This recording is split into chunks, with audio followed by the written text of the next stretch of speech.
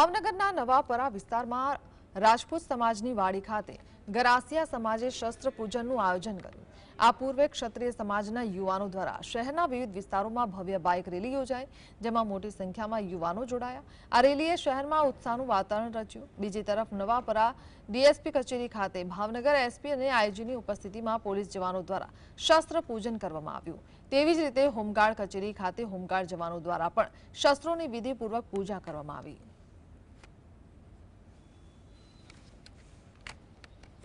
संघर्ष बाद विजयादशमी ईष्टनो अनिष्ट पर विजय तरीके આપણે ઉજવીએ છીએ। એક પરંપરા શસ્ત્ર પૂજનની છે।